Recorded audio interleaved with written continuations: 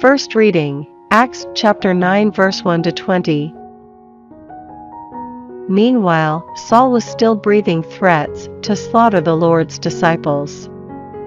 He went to the high priest and asked for letters addressed to the synagogues in Damascus that would authorize him to arrest and take to Jerusalem any followers of the way, men or women, that he might find. It happened that while he was traveling to Damascus and approaching the city, suddenly a light from heaven shone all round him. He fell to the ground, and then he heard a voice saying, "Saul, Saul, why are you persecuting me? Who are you, Lord?" he asked. And the answer came, "I am Jesus, whom you are persecuting. Get up and go into the city, and you will be told what you are to do." The men traveling with Saul stood there speechless, for though they heard the voice, they could see no one. Saul got up from the ground, but when he opened his eyes he could see nothing at all, and they had to lead him into Damascus by the hand.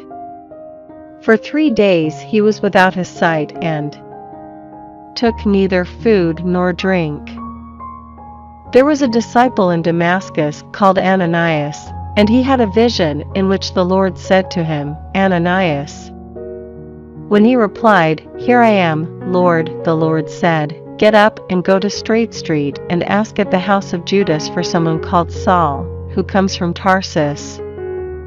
At this moment he is praying, and has seen a man called Ananias coming in and laying hands on him to give him back his sight." But in response, Ananias said, "Lord, I have heard from many people about this man and all the harm he has been doing to your holy people in Jerusalem.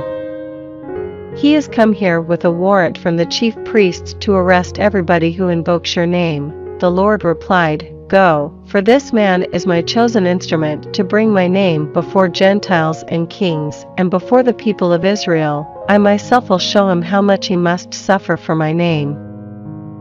Then Ananias went.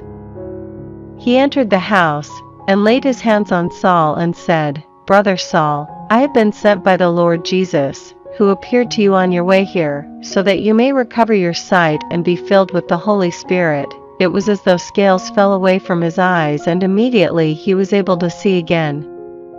So he got up and was baptized, and after taking some food he regained his strength. After he had spent only a few days with the disciples in Damascus, he began preaching in the synagogues, "Jesus is the Son of God."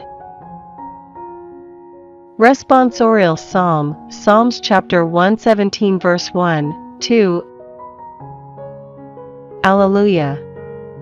Praise Yahweh, all nations, extol him, all peoples, for his faithful love is strong and his constancy never-ending. Gospel, John chapter 6 verse 52 to 59. Then the Jews started arguing among themselves, "How can this man give us his flesh to eat?" Jesus replied to them, "In all truth I tell you, if you do not eat the flesh of the Son of Man and drink his blood, you have no life in you. Anyone who does eat my flesh and drink my blood has eternal life, and I shall raise that person up on the last day.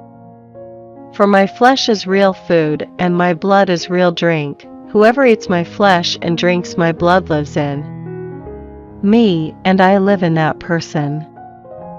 As the living Father sent me, and I draw life from the Father, so whoever eats me will also draw life from me. This is the bread which has come down from heaven. It is not like the bread our ancestors ate, they are dead, but anyone who eats this bread will live forever." This is what he taught at Capernaum in the synagogue.